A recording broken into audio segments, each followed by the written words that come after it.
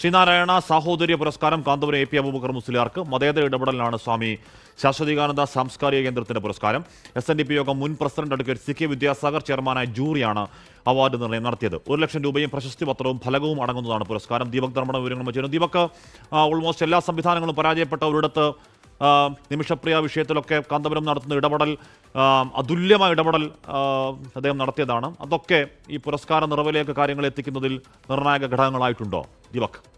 ആഷ്മി, അതുതന്നെയാണ്. കാരണം മതേതരമായ ഇടപെടൽ മാത്രമല്ല, ഭരണകൂട സംവിധാനം പോലും പരാജയപ്പെട്ടെടുത്ത് നിമിഷപ്രിയയെ വധിക്കുന്നതിൽ നിന്നും ഒഴിവാക്കുന്നതിലേക്ക് കാന്തപുരത്തിന്റെ ഇടപെടൽ കൊണ്ട് ഒരു മതപണ്ഡിതന് മറ്റൊരു മതപണ്ഡിതനുള്ള സ്വാധീനത്തിലൂടെ നയതന്ത്ര ബന്ധങ്ങളില്ലാത്ത യമനിൽ നടത്താൻ പറ്റി എന്നുള്ളത് ഏറെ ശ്രദ്ധേയമായ കാര്യമാണ്.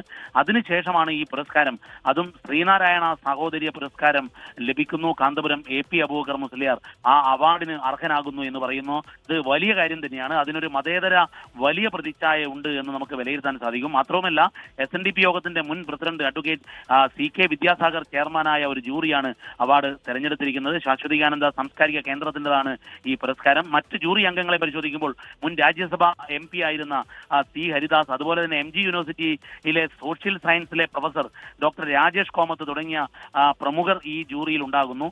ആ ജൂറിയാണെങ്കിൽ വളരെ കൃത്യമായി പറയുന്നത്, ഈ മലബാറിലെ അതിസാധാരണമായ ഒരു കർഷക കുടുംബത്തിൽ ജനിക്കുന്നു, അതിൽ നിന്നും വളർന്ന് മതപരമായ പഠനത്തിലൂടെ അത് കഴിഞ്ഞ് അദ്ദേഹം ഒരു ആഗോള അംഗീകാരത്തിലേക്ക് എത്തിയിരിക്കുന്നു. അത്തരത്തിലുള്ള ഒരു ഇസ്ലാമിക പണ്ഡിതൻ, ആ പണ്ഡിതൻ മതേതരമായി നടത്തിയ മാനുഷികമായ ഇടപെടൽ, ആ ഇടപെടലുകളെ അംഗീകരിച്ചുകൊണ്ടാണ് ഈ ശ്രീനാരായണ സാഹോദര്യ പുരസ്കാരത്തിന് കാന്തപുരം AP അബൂബക്കർ മുസ്ലിയാർ ഉസ്താദിനെ തെരഞ്ഞെടുത്തിരിക്കുന്നത്.